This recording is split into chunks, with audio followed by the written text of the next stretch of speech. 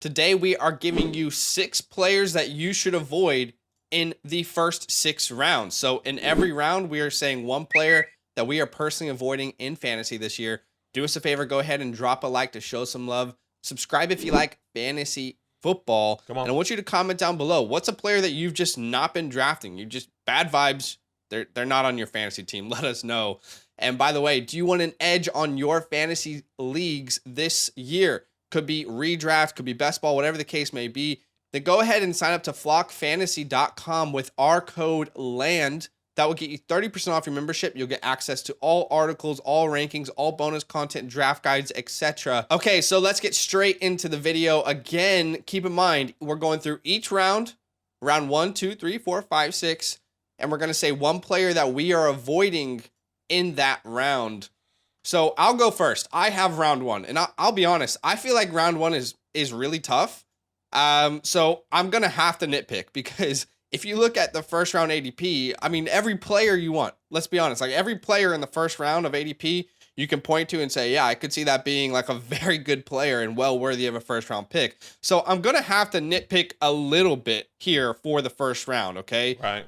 But that player for me at this moment would be AJ Brown, who is currently going as a wide receiver 6 on Underdog, wide receiver 7 in my rankings. Again, I have to nitpick. I like AJ Brown, but if I had to choose, that's what you and I said, right, Badake? If we have to choose one player in each round based off ADP to avoid, that would be AJ Brown for me. And really, it's as simple as this. Why take AJ Brown in the first when you can get Devonta Smith in the late second or the early third round? Right. And let's look at these two guys side by side. In week 1, Devonta Smith laid a goose egg. And after that is when things started to really take off for him. So what I did is I looked at week 2 to 18. So still a huge sample size. I only took out one game just for you guys to see how good Devonta Smith was compared to AJ Brown. So from week 2 onwards, AJ Brown versus Devonta Smith. Let's look at them side by side. Targets, the same exact amount of targets from week 2 onwards. Receptions, Devonta Smith had a full reception more than AJ Brown in PPR formats. You're going to really like that. Receiving yards, AJ Brown had about 9 more receiving yards. Receiving touchdowns, AJ had more receiving touchdowns per game. Fantasy points per game separated by about 1.2 points. And then the finish during that time period, AJ Brown was the wide receiver 6. Devonta Smith was the wide receiver 7. So they were literally back to back from week 2 onwards. And I think I haven't heard anyone bring up that narrative or discuss that, how close these guys actually are. We're just kind of cruising through the offseason and no one, at least from maybe someone has, but I haven't heard anyone talk about that. And I think we need to put a little more respect on Devonta Smith's name. If you want a piece of the Eagles offense, I understand. But you could use your first round pick on a different superstar wide receiver, let's say CeeDee Lamb, and then you could still maybe get Devonta Smith in the second round, depending on where you are on the board. Or sometimes he even slips into the third round. In redraft leagues, I think he'll be in the third round. In best ball, he probably goes in the second because of those formats. But the last thing, and again, I have to nitpick here a little bit, so I'm not saying this player's injury prone, but AJ Brown does have a history of injury issues, specifically with his knees. We all know this throughout the Titans days. Oh, he's day to day. He's got a knee injury. He's playing through a knee injury. Right. Like we have heard that narrative before. So he's not completely immune. It's not like it's a clean slate from the injury history perspective. If you look at 2020, he missed 3 games with the Titans. In 2021, he missed 6 games with the Titans. So he's had some issues in the past. Again, I understand I'm nitpicking here slightly, but I would rather draft the following guys at ADP. Give me Bijan Robinson, and then I'll take Devonta Smith in the second or third. Give me Stephon Diggs. Give me CeeDee Lamb. Give me Travis Kelce. And again, I feel like Devonta Smith is going to give you pretty much, very similar output in a round or 2 later. So that's why I am choosing AJ Brown. I love AJ Brown. I have him on plenty of dynasty teams, but I had to nitpick. I had to choose someone. So for the point of the exercise, AJ Brown's my pick there that I would avoid. Yeah, look, makes sense. Obviously, Devonta Smith, one of my guys I really was believing in coming into this year, kind of took it to the next level. Wasn't expecting him to go that wild, but he definitely he kind of had a good return, and I think that's exactly what you're trying to allude to. You get a cheaper price on a guy that's very similar in the first round, which is Awesome. All right, my second essentially must avoid. I have round two, so I'm going into round two now. And I brought this guy before in multiple videos, been talking about him and alluding to him in live streams as well. And that is Davante Adams, currently on underdog wide receiver 9, according to the community right now. And he's my wide receiver 13. And that may seem a little bit absurd, but for me, it's one of the biggest reasons is the Jimmy G concerns. Whether or not he is playing, or if he is playing, I think I'm still going to be avoiding him because I'm not necessarily envisioning the same process and the same production, the same true high ceiling that we've normally gotten from Davante Adams with an Aaron Rodgers, right, with Derek Carr last year. I'm not seeing that with Jimmy G coming into the 2023 season, right? Whether that's Jimmy G, Brian Hoyer, even Aiden O'Connell, I'm not necessarily want to lean on any of those guys. But Davante Adams, I mean, as always, has finished as a top wide receiver since 2017 all the way till last year. He has finished as a top 3 wide receiver, whether that's wide receiver 1, 2, or 3. And when you really look into it and break it down, and this is what I really want to bring to your attention, is the deep passes, the 20 plus passes or more that we are kind of concerned about with Jimmy G, because we know that he is not known for throwing those balls deep. He's really known for having more of a game managing mindset, more quick slants, more screens. He's not necessarily known for throwing the ball too far down the field. And that's exactly where Davante Adams, not where he only eats, but a huge portion, I would say, of his production does come from that. And when you break that down, when you look at the attempts of 20 plus yards or more, you look at Derek Carr last year. I'm just looking at Derek Carr in 2022, 71 attempts with 20 plus yards or more. He was 4th amongst quarterbacks. And in 2022, obviously Jimmy G was in and out. 28 attempts, 31st attempts, the 31st amongst quarterbacks. He's second to last amongst those quarterbacks there, right? So I think that is a huge problem. And when you really look and you go even further, when you really look back into when he played the full season in 2021, 29 attempts, 29th amongst quarterbacks, that was 3rd last, meaning that he's not throwing the ball essentially too deep when you think about this thought process of Davante Adams getting a lot of his work in the air. Now, when you think about that and you look at, okay, where can we see and what percentage of work does Davante Adams really truly get from those deep passes? And that was 39% of his yards came from those deep passes.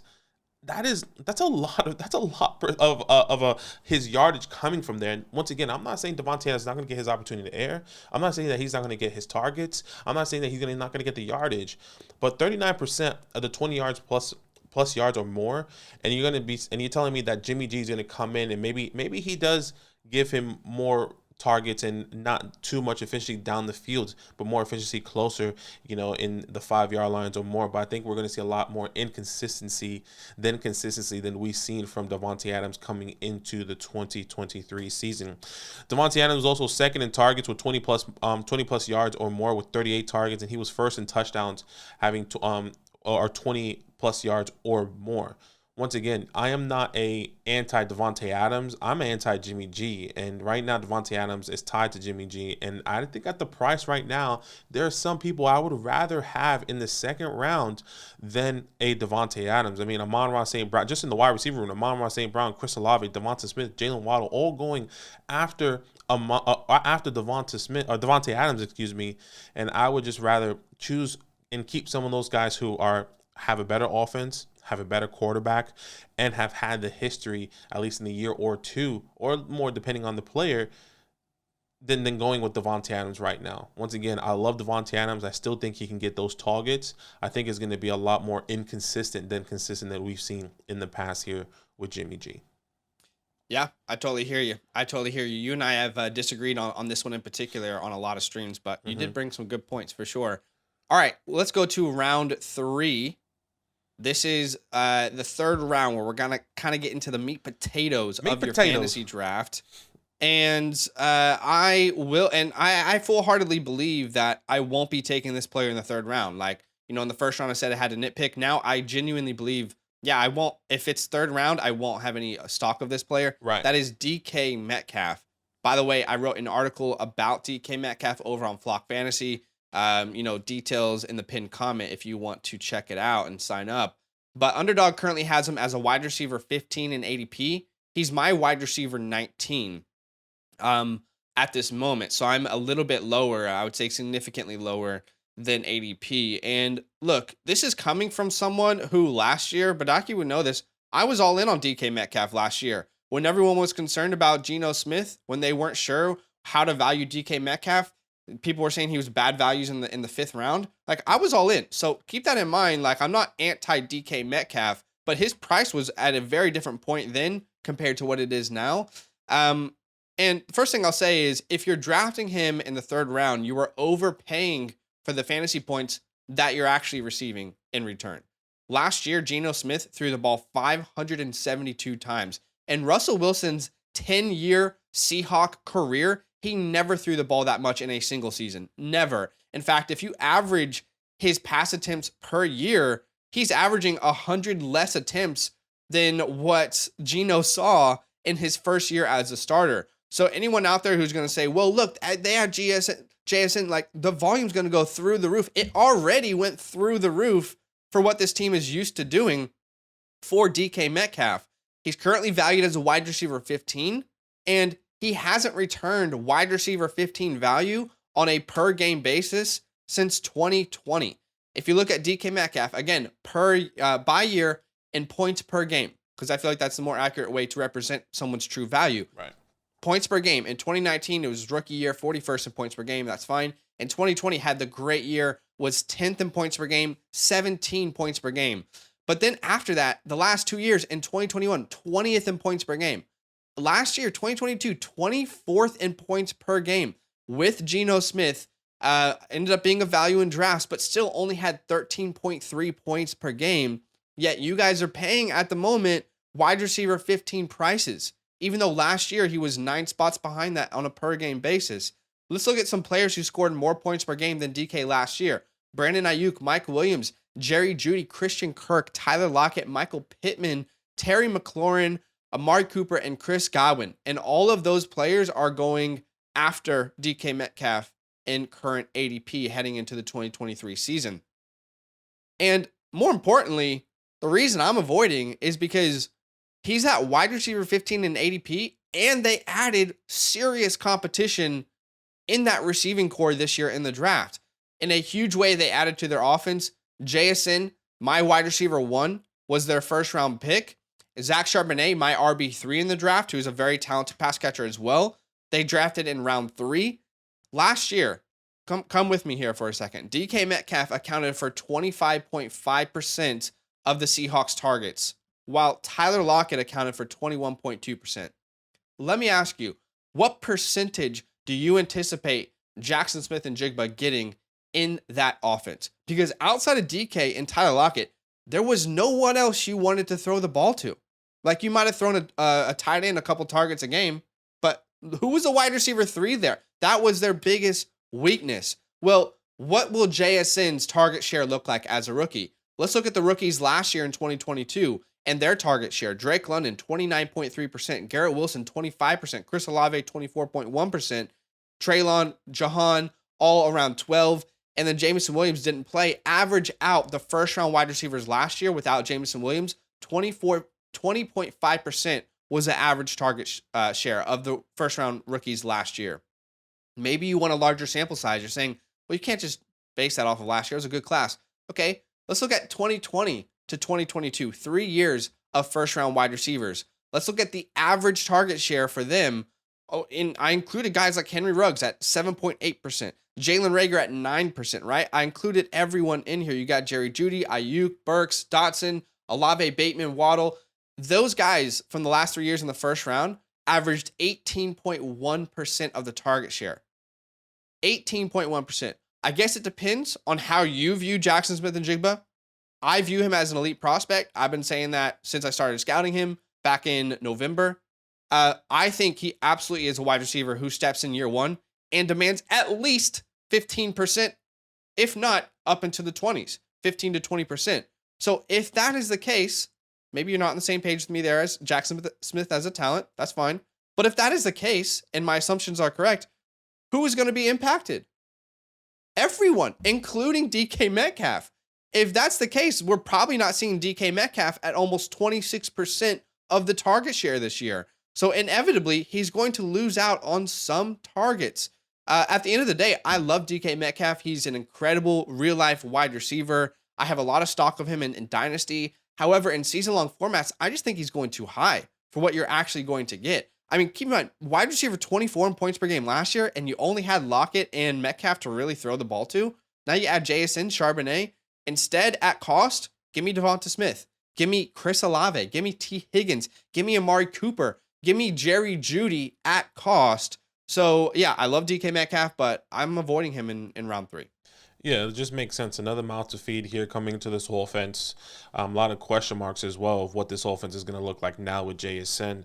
And I think a lot of people are kind of avoiding DK. So, yeah, I'm right on the same page there with you and DK Metcalf. All right, let's go to the 4th round here. My guy that I'm avoiding in the 1st round, another wide receiver. I've been really trying to stretch it, trying to find a running back, a wide receiver, somebody different. But wide receivers is really where I think we need to. I think the reason, sorry to interrupt, is because running backs are priced really well this year. Yeah. Like running backs are not going high like they used to. Everyone is going wide receiver heavy, which means that there's so many good running back values. That's why it's tough to really, like, in most rounds, you're like, those running backs are good values. Yeah, exactly. And I was like, I want to bring something different. I want to bring some more like versatility, more depth, more something different. But hey, wide receivers are, like Zach said, kind of valued or getting valued a bit too high. And my guy in the 4th round, and that's Terry McLaurin.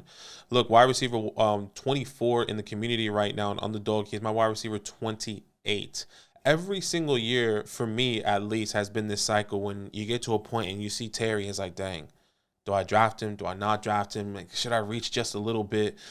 What's going to happen? If you want a consistent 10 to 13 fantasy points, that's exactly where you go, right? That's how I feel. That's how I've always seen Terry every single year. Oh, the upside is going to be there. He's going to be a top 12 guy in some fantasy languages, whether Twitter community or a different community, maybe outside of ours. But this year, I think I'm a little bit more hesitant because I think there is a cheaper wide receiver on the same team that's going significantly later and has a similar finishing and overall aspect of fantasy points and opportunity that we see Terry getting right now. But one thing before we get into that is let me remind you of what Terry did this past year and who and how he was getting targeted by, as we know, Carson Wentz or Taylor Heineke. But he was really favored when Taylor Heineke came in the second half of the season, and we saw the uptick with Taylor Heineke. And you can probably see it on your screen here.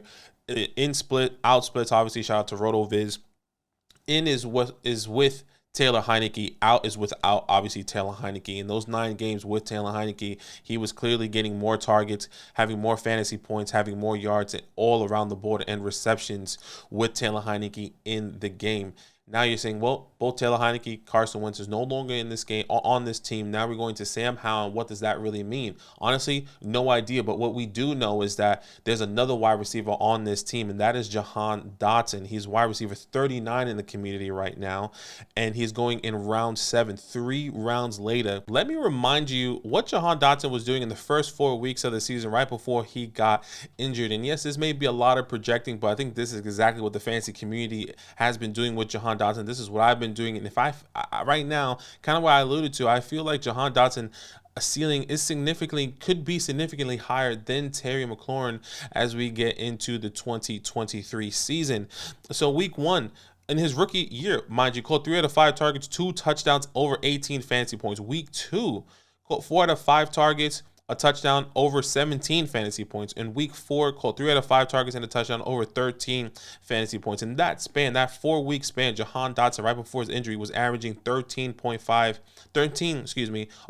fantasy points per game, a touchdown per game, and over 30 yards per game. Jahan Dotson, no doubt in my mind, would have been on pace for a phenomenal season that year if he did not get injured. Yes, he did start off with Carson Wentz, and kind of what I alluded to a little bit earlier, when he did come back, Taylor Heineke was there, who was favoring and who has always favored Terry McLaurin. So now that Taylor Heineke is gone, Carson Wentz is gone, and like I mentioned a little bit earlier, Sam Howell is going to be stepping into this routine now, and I do believe we could get a similar upside, a similar value similar upside with a cheaper value when you go and get Jahan Dotson 3 rounds later. So when you look at Terry McLaurin and who's going around him right now, I do believe they have higher upside. A Drake London, a Mike Williams, a DJ Moore, even a Christian Kirk, a Brandon Ayuk, all these guys that do have similar pricing, but I feel like have a significantly higher upside. You can argue, I would say, probably with Brandon Ayuk and potentially, Christian Kirk and potentially Mike Williams, but I feel like the upside is just significantly higher with those guys than Terry McLaurin. So I'm avoiding Terry in the 4th. Okay, look, as a Commanders fan, obviously I'm going to have some bias, right? Obviously, like there's going to be some bias here. I like Terry this year. I really do. I can respect where he's coming from. And I think Jahan Dotson is a very good pick. The only thing I would say is like, I feel like he's priced respectfully now. Like he was typically in those years when he disappointed, he was priced as a top 12 guy. He's not priced anywhere near that now. And so I just think like his price is a little bit better. I'm kind of in, but I can respect where you're coming from. I would definitely agree. I think one thing I would say is just like, I think if I can get the same outcome, at least the hope of an outcome, like we see with Jahan and the numbers that I brought, why not get him 3 rounds cheaper and maybe go for someone with this, or once again, I feel like a higher upside, whether that's a running back, another wide receiver or quarterback, even tight end. No, honestly. I hear you. I can respect it. I mean, I would more put like the chances of Jahan outscoring Terry at like a 30% chance. Whereas I feel like a lot of other people out there who are avoiding Terry are like 50% chance it happens. So, right. No, I hear you though. I hear you. Okay, so we're going into round 5, and this is a player that you and I have disagreed on a lot. I mean, a lot of disagreeing takes back and forth, but I mean, hey, that's what we do on the channel. We bring our perspective. And to me, this is just the most mid player you can draft on like with 100% all due respect.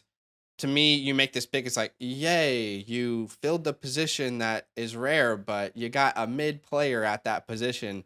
So with all due respect, which I'm not giving any, I guess, so that's on me for getting hate in the comments probably. Right. I don't want in the 5th round any TJ Hawkinson. And it's not even the 5th round. I've seen him go in the 4th round. And some Scott Fishbowl leagues, he's going in the 3rd round. Yeah, I don't like it. And for many, many reasons. On Underdog, he's a tight end 3 in ADP. He's my tight end 4. But I think there's a huge, huge gap in those top 2 guys compared to where you should draft the rest at the tight end position. But regardless, let's look. How good was TJ Hawkinson last year? Both in Detroit and in Minnesota. Okay, so let's look. His averages in Detroit and Minnesota. His targets definitely go up, so that's great. His receptions go up. His touchdowns come down. And his fantasy points per game changed by 0.8 points per game. So the move to Minnesota gave him a huge upgrade in points per game with 0.8. Look, not bad. A marginally better output, but nothing insanely impressive in my mind. However, we have to keep in mind his time in Minnesota, one of those 10 games this year in Minnesota was a boom game where he put 35.9 points on the board. So what does his time in Minnesota look like without that game? I understand the game happened. We can't take it away from him. I'm just trying to give you a broader scale of what you're getting on a per game basis here with TJ Hawkinson. Had that one game, again, about 36 fantasy points. I know it's unfair to take it out, but I just want to be realistic. 1 out of 10 games where he boomed? Come on. Let's look at that. His averages with and without the boom game in Minnesota. So with it, he's averaging 8.6 targets a game. Without it, he's averaging 7.8, so his targets go down. His receptions go down. And then without the boom game, this is the most important thing I wanted to bring up. He's averaging 10.4 PPR fantasy points per game. Go look at his game log. Go look at the game log. Tell me how many points under 10 games or 8-point games or 7-point games that was disappointing for you. Without the boom game, he was averaging within 1 point of the following tight ends: Tyler Higbee, Jawan Johnson, Dawson Knox.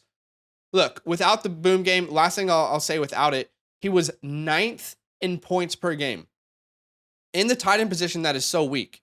So look, 10 fantasy points is fine if that's what you're looking for per game in an upside pick in the 5th round, but that is nowhere near a league winner.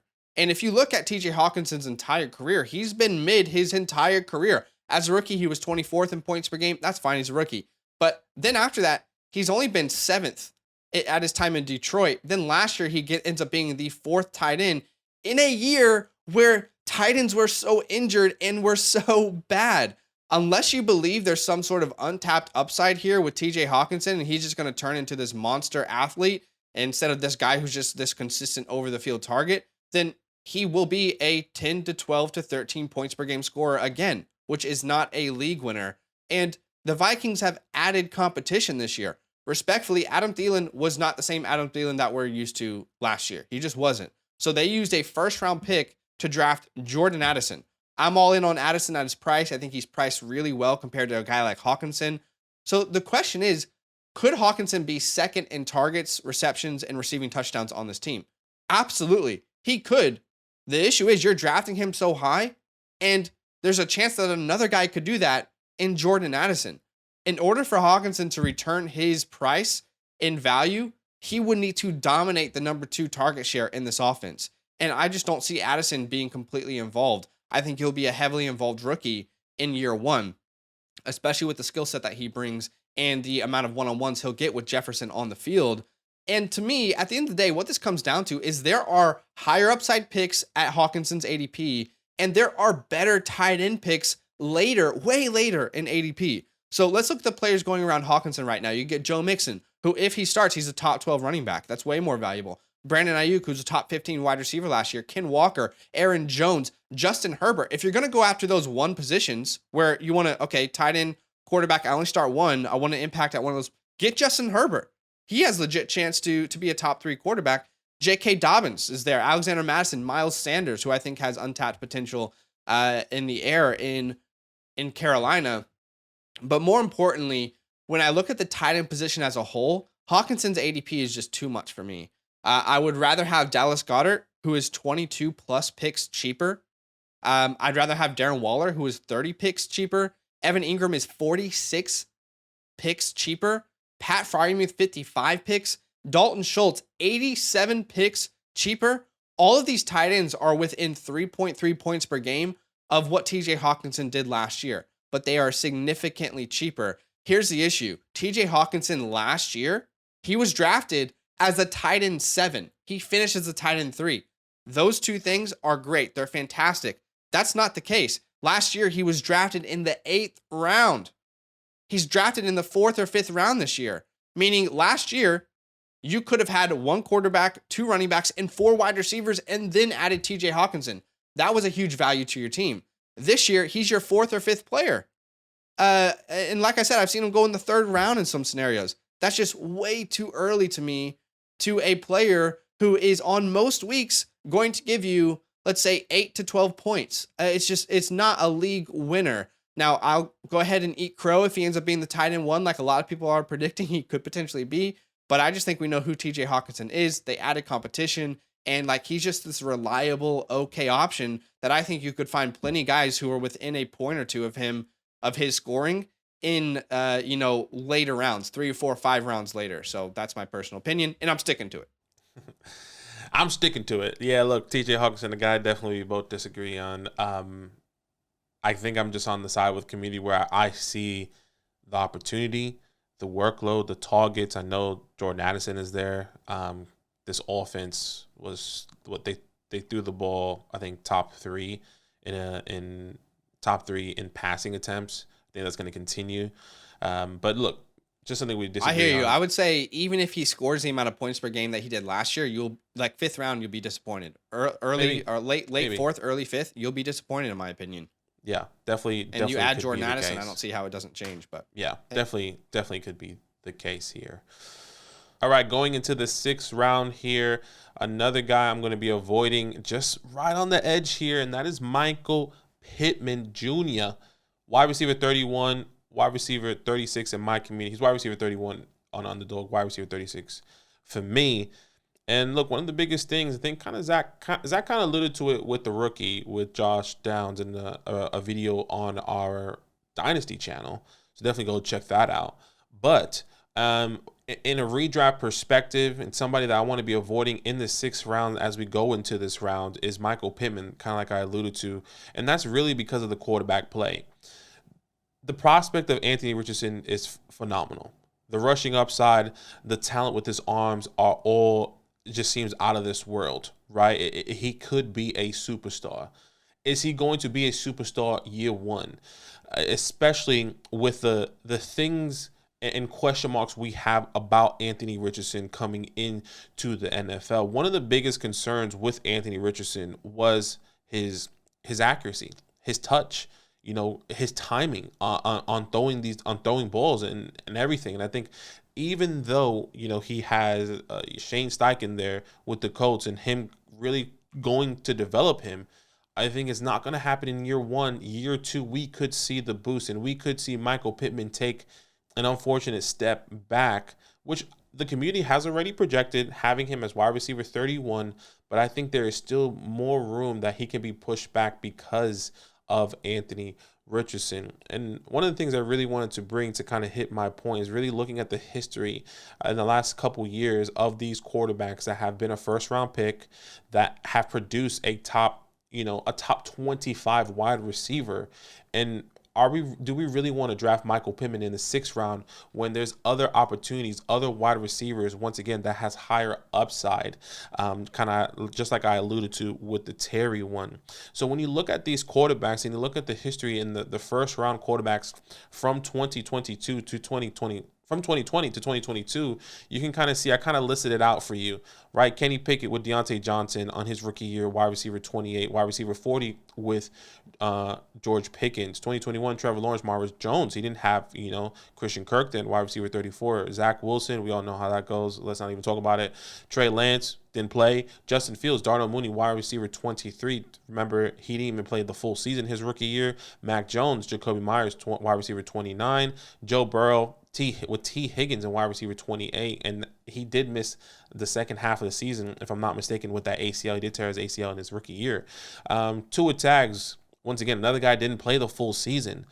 Justin Herbert came in the second half. He's probably the exception here, having Keenan Allen. He changed the game of the high expectations of a rookie quarterback on wide receiver 14. That's kind of wild. And obviously Jordan Love. And if you really average out all those players outside of Trey Lance and Jordan Love, that is wide receiver 30. So essentially that is higher than where Michael Pittman's at right now. But one of the things that all these quarterbacks, I would say, have significantly better than Anthony Richardson is the touch, is the timing, is the accuracy. We look at Joe Burrow, he was great. We look at Justin Herbert, he was great. We look at Mac Jones, he didn't have a crazy arm, but he was really good with short, deep, intermediate passes. We look at Trevor Lawrence, we all know how best quarterback since Peyton Manning. I would say you can have an argument with Kenny Pickett. You can have an argument with Zach Wilson, no doubt about it. But Tua Tags is also another argument you can have. But I think when you look at the history, at least in the past couple years, compared to these superstars that we have with Trevor Lawrence, at least in my opinion, Justin Fields, Joe Burrow, Justin Herbert, they still really didn't produce a top 25 wide receiver.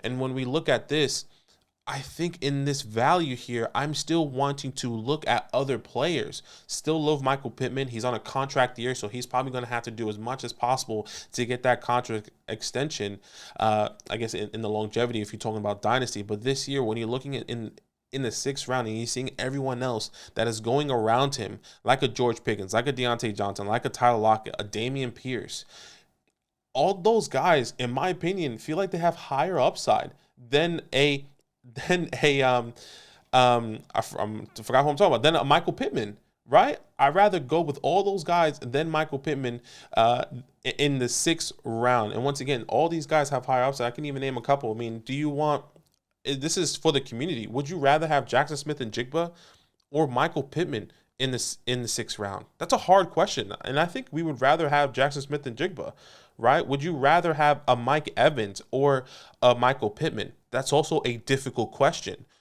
But why not get Mike Evans significantly cheaper at his ADP than a Michael Pittman, where we kind of already know what's the upside there? But once again, a couple different conversations you can have, but Michael Pittman is definitely a guy I'm going to be avoiding based on the quarterback history and that we've seen in rookies past. So that's me in the 6th round.